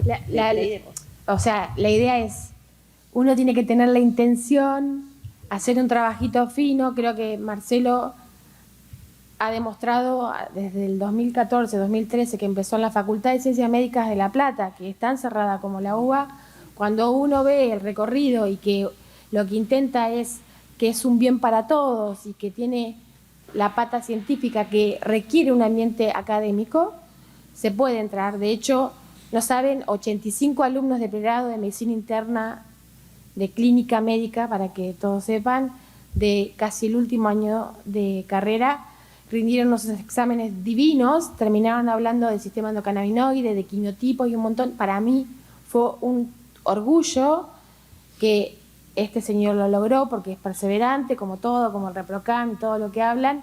O sea, se puede. Lo único que tiene que hacer es, uno, armar la propuesta pedagógica y presentarlo, porque más allá de que se critica un montón, nosotros salimos como médicos sin formación, vos, en sistema endocannabinoide. Entonces, cuando no sabes, dudás, o no crees, o no, o te parece que lo aprendiste de la rama de la toxicología. Entonces, si uno hace un caminito, ¿sí?, transita y es lento, en el cual demuestra que hay un sistema endocannabinoide, que funciona, que tiene tal función, puede entrar. Entramos y mirá, ella es la Universidad del Sur y nosotros la Universidad Nacional de La Plata. O sea, se puede. Lo que pasa que alguien que está en el ambiente, o que es docente como nosotros, se lo tiene que proponer, presentar la propuesta pedagógica, si quieren la compartimos, porque tampoco no es nada que no podamos compartir, y listo, y instaurarlo. No es tan difícil. Yo creo que incluso... Hay alguito. Sí, hay. No, pero no era nada. En medicina. No. Sí, después te cuento, si querés. Lo que pasa es que yo, porque está largo, y cuando me fui a hablar, digo, mirá, qué bueno, yo conozco un montón de gente, ONG, jugadores, podemos ver, armar. No, yo creo que lo que entiendan cómo es, van, prescripción, farmacia, cannabis, vuelven, y digo, pero no es así. Pero es la uva. Bueno, pero lo podés, pero dale, entrá igual. Una vez que entras, después te abrís. O sea, yo al jefe de cátedra nuestro le presentamos la propuesta pedagógica y después las clases las damos nosotros, ¿sí? Entonces, las damos nosotros y la sorpresa fue que, en realidad, yo lo que te puedo decir, que de la corte que vimos, la verdad los chicos sabían un montón. Y la última clase que la dio Marcelo, tuviste intercambio, preguntas geniales, ¿o no? No, fue tan intercambio sin PowerPoint. Entonces, ¿qué dijo el jefe de cátedra? Que yo no había dado la clase. O sea, no entiende este vínculo. Acá está Claudia. O sea, yo creo que cómo se logra romper. Cuando Claudia entró a la Facultad de Medicina a un aula y me dijo, pero bueno, es la primera vez que entro, Marcelo, y digo, ¿esto es tuyo, Claudia? O sea, que la ONG, las mamás que cultivan, la Facultad de Medicina no se deja hacer un ámbito propio. O sea, pensar que la facultad es de los profesores, pues digo, nos interpela. O sea, que el aula abierta, esto, que el jefe de cátedra dijera, pero Marcelo no dio clase porque no mostró un PowerPoint. Y yo había hablado con los alumnos, ida y vuelta. Los alumnos tienen sus conocimientos de cannabis, saben mucho. Entonces ellos hablaban y preguntaban. Y claro, para el tipo eso no es una clase. O sea, si yo hubiese puesto, mirá, yo me formé en Canadá, en inglés, y eso es una clase de medicina. Esto es una clase de medicina. Hablamos de dosificación, interacción, endometriosis, uso en el embarazo. Es un teórico para cualquier cátedra de medicina, de ginecología. O sea, imagínense que el conocimiento va ahí. Y de hecho la rama dura, él tiene un taller en la cátedra de farmacología, el cual es alternativo, es alternativo y se llena el aula magna de medicina, que son 500 lugares. Entonces, lo único que uno tiene que hacer es el caminito, ir por el lado que te piden que seas científico, bueno, vamos por lo científico. Uno entra y después demuestra la humanidad que hay en todo esto, ¿sí? Pero tiene que entrar por acatarse las reglas. En principio hay que hacerlo así. Después, como dice Mercedes, se rompen. Pero bueno. Hay un prejuicio que es el más grave de todo, es el que no podemos. Perdón, quería completar una cosa con la compañera y ahí paso el micrófono. Las formaciones en general de posgrado de paramédicos, que incluyen la posibilidad de paramédicos, suelen ser interdisciplinarias. Y lo que nosotros vemos mucho ahí es que una de las primeras preguntas de los médicos es si legalmente pueden A o B. No, eso no son preguntas sobre salud, o sea, sí, la salud de ellos de no ir preso, pero me refiero, la primer obstáculo que se ve en estas formaciones es esta. Y esto lo digo porque yo integro algunas de estas formaciones como abogada, y integro eso porque ese es el problema que plantean como obstáculo para ellos. Mira, sí, podés ir preso, pues la ley tiene pero no vas a ir preso. Bueno, pero más allá de eso, la pregunta era, ¿por qué esto nos pasó en una formación que estamos dando en este momento en la UNPAS? Uno de los médicos se paró completamente, o sea, era médico el alumno en mi clase y me dijo esto, y quiero a ver si ustedes, ¿cómo lo hubieran contestado? Ahora que el ReproCan se estiró a 3 años, este es un error porque entonces los pacientes no van a tener contacto por 3 años con ningún profesional de la salud y nadie les va a controlar nada. ¿Cómo contestarían ustedes eso? No, claramente, o sea que de acuerdo a cada paciente en particular y la consulta en particular, o sea, si esto fuera un mercado especulativo donde simplemente se quiere vender una receta, claramente eso sucedería. En una relación médico-paciente natural del que se levantó, si tus pacientes, seguramente a mí, yo le hago la primera consulta de cualquier analgésico, y después por WhatsApp me pone, ¿repito el esquema, Marcelo? Sí. ¿Repetí porque qué? ¿Te duele? Bueno, repetí el esquema. O sea, yo no lo vuelvo a llamar a la consulta, pero tengo un vínculo por WhatsApp cuando la estrategia de alguna forma finaliza. ¿Eso es para cannabis o para cualquier cosa? El drama, lo que desnuda esto de ReproCan 3 años, desnuda que había un mercado especulativo de médicos que vendían una indicación. Pero esa no es el espíritu de ReproCan. El ReproCan estaba, mira, el análisis, ese planteo que hace este alumno, lo hizo un subsecretario en el 2018. Entonces me dijo, diseñame si crees que realmente exista el autocultivo, diseñame un programa de farmacovigilancia. Imagínense hoy 230.000 domicilios autorizados a cultivar, farmacovigilancia, o sea, desde la calidad del proceso hasta la calidad, el impacto sintomático. Y yo digo, bueno, seguramente me estás pidiendo algo que yo no puedo resolver porque sos contrario al autocultivo como proceso. Entonces, en la mirada médica, que alguien me ponga 3 años de un certificado para no ir preso no significa que el paciente podría hacer 10 consultas. Ese escenario no lo define ReproCan eso. El ReproCan lo que entendió es que la demora de generar la certificación se veía atrapada por el paciente que iba en búsqueda del primer ReproCan y el que tenía que renovar ReproCan. Eso generaba un cuello de botella administrativo. Y se respondió desde lo administrativo. El vínculo médico-paciente sigue siendo sagrado en cuanto al respeto que estoy buscando el beneficio del paciente. No se explica desde un tiempo simplemente de 3 años o 1 año, porque la especulación para los médicos, claro, a él le van a pagar una sola vez seguramente. Pero si él me lo quisiera explicar, le digo, pero Caucho, claro, le gusta hacer la consulta, pero entonces ¿era tu paciente o fue simplemente que vivía en Tucumán y se le hiciste a alguien de Tierra del Fuego? Es lo mismo. La especulación va a aparecer. Ahora, ¿yo lesionaría un derecho porque hay médicos especuladores o abogados especuladores? No. El derecho está por encima de todos los pavos. O sea, yo voy a tratar de proteger, aunque me tenga que autoconvencer y no mirar los apellidos de los médicos que tienen tanta cantidad de pacientes que no vieron. Lo primero que te surge es el enojo y el rechazo. Yo te voy a ser sincero. O sea, yo me sentí maltratado en la primera etapa de ReproCan porque yo decía, ¿por qué hacen eso? ¿Por qué? Pero claro, cuando vos te encontrás con uno que fue preso o vas a testiguar a un juicio oral y ves cómo la situación de esa familia todo ese tiempo, decís indudablemente que la ley de estupefacientes sigue lesionando la salud y eso es una lesión clara con respecto a la salud como definición. Y el ReproCan, algunos vivos especularán, pero otros serán dispositivos clínicos. Existe Claudia que acompaña, que lo hace gratuito, que abraza, y no está todo perdido. Si pensamos en los vivos, no hacemos nada. Gracias. Hola, ¿cómo están? ¿Les puedo meter un bocadillo? Estoy acá. Ah, está acá. Sí, dale, gracias. Acá La moderadora me pasó el micrófono, voy a asumir que puedo hablar, perdón. Le paso la responsabilidad a Vicky. No, bueno, primero que nada, muchas gracias. Yo cuando me metí en el mundo del cannabis, toda esta gente que tengo acá cerca eran gallitas en Instagram, así que poder charlar con todo eso a la vez me parece como bastante lindo. Y agradezco mucho el espacio. Quería como fui haciendo un punteo desde mi humilde lugar de médico de atención primaria, médico del ReproCan, no mentira.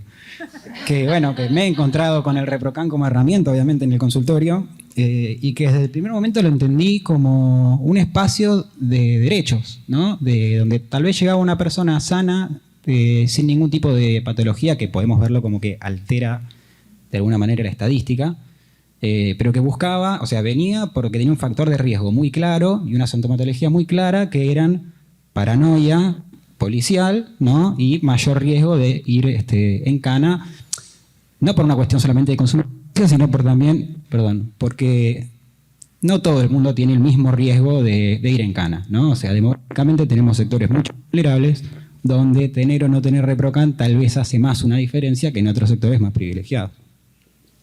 Entonces siempre lo entendí desde ese lado, pero también lo entendí como una herramienta epidemiológica. Entonces, alguien que me llega, digamos, que quiere hacerse o quiere anotarse en el registro porque no quiere ir en cana, por cultivar o tan solo por, no sé, comprar, pero llevar por la vida o irse de viaje, que se vacacione en Bariloche con porro en el avión.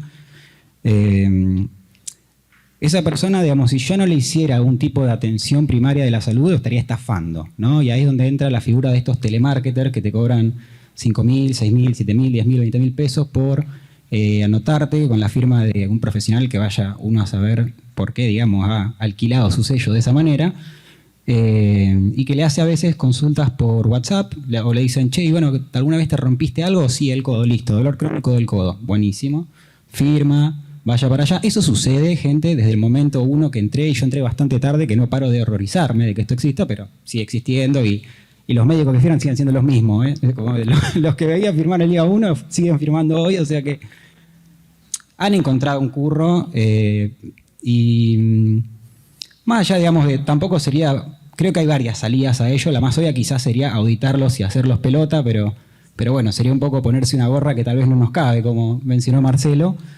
Creo que la mayor estafa que comete esta gente es que no tiene un acto médico, no tiene un momento de prevención, un momento de reducción de daños con la persona, entender, digamos, de qué manera consume, si ese consumo se puede considerar problemático, si tiene algún acompañamiento por psicoterapia, si tiene algún médico de cabecera, médica de cabecera, cuánto hace que se hizo un análisis de sangre, digamos, cosas de una consulta de primera vez, digamos, que se realiza en el contexto de alguien que, bueno, que tal vez no se hubiera acercado al sistema de salud si no hubiera sido porque pagando 5 lucas podía transportar marihuana. Entonces, me parece que es una linda herramienta también, no solo epidemiológica, sino de inserción de personas al sistema de salud, que desde el APS es algo que tratamos de hacer, ¿no? Salir a buscar a la gente que no está llegando por otro lado. Y hasta uno puede muy naivmente pensar que puede haber hasta promotores de salud canábica, ¿no? Y de hecho los hay, se están formando. Yo colaboro con una escuela del barrio 2124, una escuela popular de salud, que tienen promotoras de salud que se están formando en cannabis.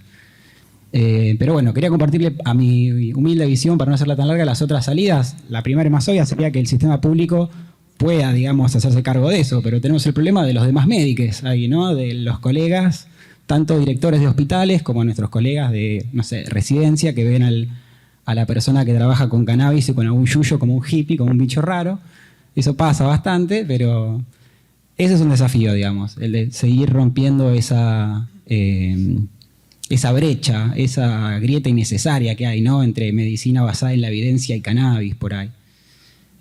Otra salida es que seamos mejores en marketing, porque, digamos, si hay gente que te cobra 5 lucas por una atención insignificante, ¿no? O ausente, y hay gente que te cobra lo mismo o el doble o lo que te cobre, pero que te atiende, ¿no? Y te hace sentir querido y que hay un espacio terapéutico.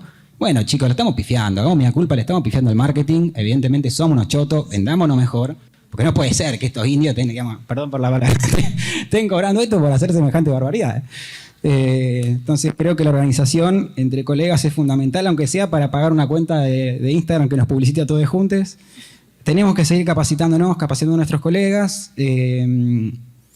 y creo que nada más. Me parece algo que iba a pasar obviamente, viendo la historia de otros lugares del mundo, ¿no? Cuando empezaron, por ejemplo, en California o en Canadá, digamos, su sistema primero medicinal y después recreativo, siempre existió el Green Doctor, que tenía el consultorio al lado del grow shop y te afirmaba que tenías lumbalgia crónica, ¿no? Cosas así como que no se podían ver, que era meramente, él me dijo que tenía, yo anoté que me dijo que lo tenía. Bueno, como legalmente se puede defender bastante.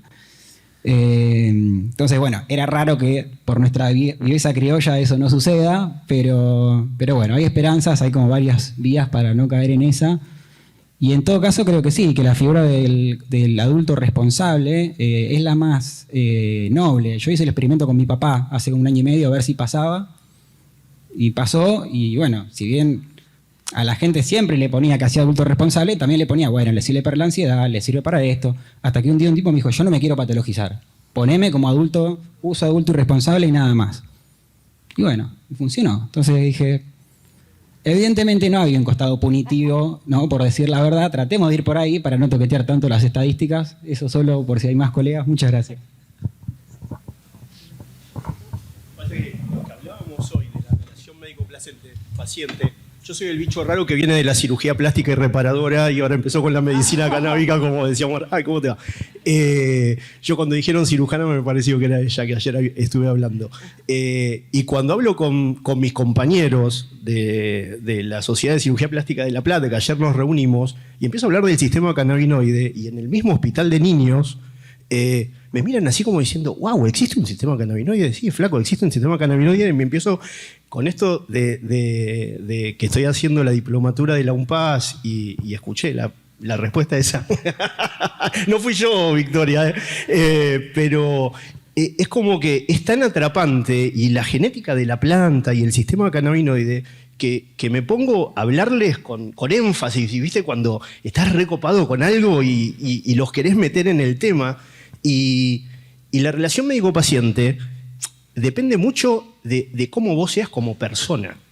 Entonces, me parece a mí que la contención de un paciente, cuando te dan un turno cada 15 minutos, y el paciente necesita más de 15 minutos, y capaz que te quedás media hora, 1 hora, porque tenés ese feedback con el paciente. Y ayer en el taller de riesgo empezamos a hablar y discutían esto, lo otro. Y le digo, chicos, es que estuvimos hablando toda 1 hora o no sé cuánto, y le digo, la base fundamental es la contención del paciente. Cómo vos te acercás, cómo ese paciente siente que puede hablar de igual a igual. Cuando se ponen a hablarle y le explican científicamente, no, flaco, baja a la tierra y explícale en criollo para que el paciente pueda entender. Entonces, todo depende de cómo vos estés parado como médico frente al paciente. Yo como cirujano, y ella seguro que también, y un montón de colegas que estamos acá, yo le doy el teléfono a todos los pacientes y les digo, mirá, si no te respondo es porque capaz que estoy ocupado, pero cuando veo el mensaje te respondo. Y hay gente que no le da el teléfono, perdón la palabra, para que no le rompan las bolas. Y no es así, porque el paciente necesita contención. Y lo que uno tiene que hacer es ponerse en el lugar del otro. Yo siempre cuando vengo a un paciente me pongo en el lugar del otro. Y si yo no hago o no opero esa patología, digo, a ver, si yo fuese él, ¿con quién iría a ver? Y lo mando al que a mí me parece que es el más idóneo. Entonces, si no partimos de que esa es la base para arrancar en una relación médico-paciente, estamos al horno. Y me parece que eso es, en todas las profesiones me parece que pasa lo mismo. Así que bueno, eso.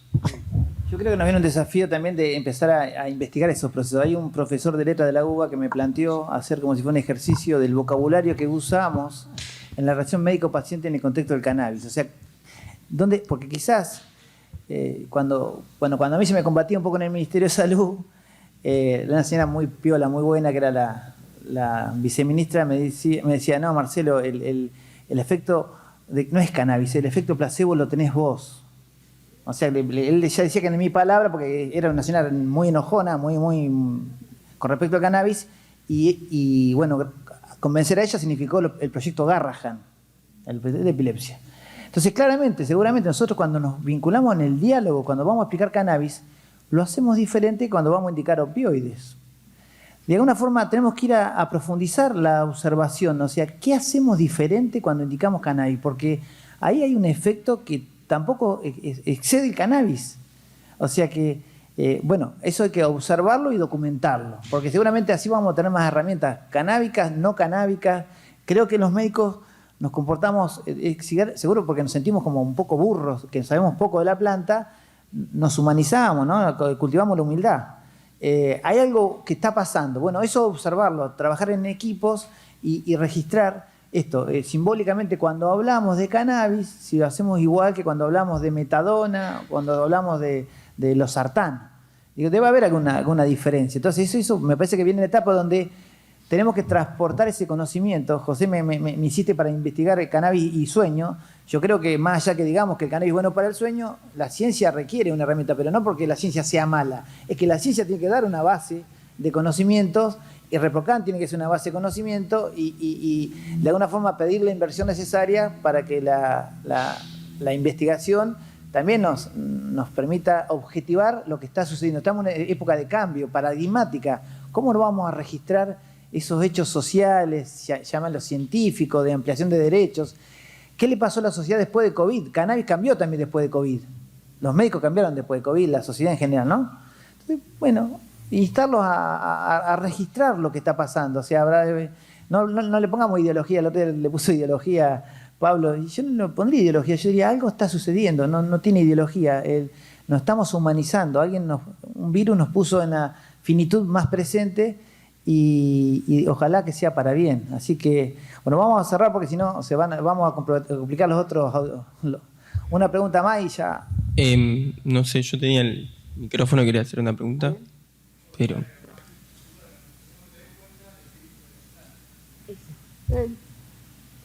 Totalmente. Sí. ¿Preguntó? Perdón. Yo soy también de La Plata, soy más bien químico, no médico, y me meto acá por el tema de la analítica que hablábamos hoy, de las dosis y todo. Algo que me viene mucho, que si bien en nuestra facultad somos pocos, se discute bastante el tema del cannabis, es el tema de cómo está la ciencia ciudadana sobre el aceite de cannabis hoy día. Es decir, estamos acercándonos hacia esa obtención de un aceite de cannabis por parte de los ciudadanos de calidad, o nos estamos alejando paso a paso. Hay que mantener eso, para mí, desde mi punto de vista, cerca para no perderlo. Y en ese sentido me surgen preguntas, digamos, de ¿no habría que fortalecer esta incentivo, digamos, a la ciencia ciudadana en vez de fomentarlo en el sentido de que muchas veces se critica al aceite, a los aceites hechos en casa, en definitiva, desde la comunidad científica? ¿No hay posibilidad también de habilitar a otros profesionales, digamos, de la universidad pública a que tengan la incumbencia de producirlo para poder ampliar un poco todo eso? Entiendo que muchas veces la limitante del uso de los aceites es la analítica. Y es una herramienta que para la gente, por lo menos de mi comunidad, es muy fácil de acceder. No, totalmente. El planteo es lógico y yo creo que es esto de ir mejorando a través de los procesos. Yo creo que la ONG, como la veo yo, como ese dispositivo mejorado, tendría que tener un director técnico con respecto a buenas prácticas de cultivo y manufactura, y ya tendría que tener alguien incorporado que se vincule a analítica. Pero creo como son pasos. La ley ha sido siempre la 27.350, o sea, no hubo una mejor ley, no hubo un soporte presupuestario de eso, entonces fue todo como con la imaginación de sortear los organismos que nos querían de alguna forma cerrar los derechos. Hoy el INTI nos propone hacer un tipo, digamos, de regulación de 10 universidades que de alguna forma sincronicen la forma de la analítica y que el ARICAME de alguna forma presupueste a ese escenario. Yo creo que esos son los pasos necesarios, como decís vos. O sea, yo ayer hablaba de esto, de salir de discusión de basta de peso por plantar, para empezar a dar discusiones de paciente vulnerable requiere herramientas de calidad. Y no es un dato menor las buenas prácticas de cultivo o manufactura y la analítica para determinada patología. Eso, lo que vos planteás, es necesario lograrlo. Las universidades han sido los socios, digamos, y lo hicieron sin plata, con un estándar que venía de Chile escondido en un bolsillo. Ahora el INTI tiene los estándares. Pero lo cierto es que ha sido la gradualidad y que nos hemos sostenido más o menos las mismas personas en el tiempo. O sea, por momentos esta dinámica y esta temática un poco cansa porque no es fácil hacerlo todo esto. Yo, después de discutir acá, una chica con metástasis, con dolor, una problemática, ¿no?, de consultorio. Pero bueno, lo cierto es que nos hemos mantenido, yo veo las caras acá, en 10 años somos más o menos lo mismo, significa que vamos a lograr que esta situación siga perfeccionando, y la analítica es muy necesaria por los contaminantes, por los vulnerables, por la aflatoxina, claramente. Y bueno, va a venir un poco de la industria. Una de las licencias, por ejemplo, es analítica. O sea que la industria ve en analítica una oportunidad. Bueno, ¿cómo podemos hacer para que esa analítica sea de bajo costo? En la analítica de las universidades sale 10.000 pesos la analítica aproximadamente. Entonces uno ha entendido que hay escenarios que no tienen para pagar ese costo. Pero bueno, estamos en un país en crisis económica, el Estado interviniendo para que la analítica en vez de 10 valga 5. Algo tiene que valer, porque el peor recurso que podemos plantear es la gratuidad de los procesos, que es la nada misma. O sea, que si le aplicamos la gratuidad a la analítica, no vamos a tener nunca analítica. Vamos a estar traccionando un recurso en forma inadecuada. Pongámosle un valor justo a la analítica, trabajemos con profesionales idóneos, y seguramente eso es el próximo paso que se tiene que dar en Argentina. Te cuento algo. ¿Vos estás en La Plata? Sí. Bueno, nosotros lo que armamos en Bahía es un dispositivo donde interviene una ONG, que es Cannabis Medicinal Bahía Blanca, Secretaría de Salud, hay un consejo asesor de políticas canábicas, y el INIVIP a cargo de Susana Pascuaré, como CONICET, midiendo las analíticas. Y lo que se logra es, porque si hay que medir cada una de las analíticas del autocultivo, lo que hicimos es presentar proyectos, por ejemplo, de investigación con Río Negro y cruzar genética, y a partir de eso poder generar distintos tipos de cepa de aceite y sí tener todo medido. Y eso lo venimos sosteniendo hace 7 años. O sea que podemos saber qué analítica, qué se lleva cada paciente y qué patología. Pero en un trabajo conjunto a través de presentación de proyectos de investigación para conseguir el dinero que nos permita sostener esto. Y perdón, ¿eso no aleja a los consumidores de su producción? No, que cultiva, cada uno cultiva, por ejemplo, aquellos que no pueden cultivar se hace a través de la ONG, y aquellos que pueden cultivar se les da buenas prácticas de cultivo, se les dice cómo tomar las muestras, porque tampoco es tan fácil llevar una muestra analítica. Y sí, todo eso con la gente del INIVIP CONICET. Sí, eso sí, se acompaña, obviamente. ¿No? Hay que poner mucho cuerpo. Eso también. El cannabis tiene eso. Hay que ponerle mucho al cuerpo, que en la medicina de hoy es lo que se está tratando de sacar. Digamos, la mayoría no quiere estar interesado en acompañar, en poner el cuerpo. Y insisto con este comentario que hizo el compañero, que yo le iba a decir justo cuando estaba hablando hoy acá, Roger, también, es el respeto a la naturaleza y a la planta, ¿no? Como no usar esta planta así para todo, porque le debemos un respeto milenario. Y como la planta hablo de hongos y hablo de un montón de otras situaciones, pero no solamente con la planta de cannabis, sino con todas las plantas. Gracias. Bueno, hay que cerrar, y qué otra cosa que gracias. Siempre se la pasa lindo.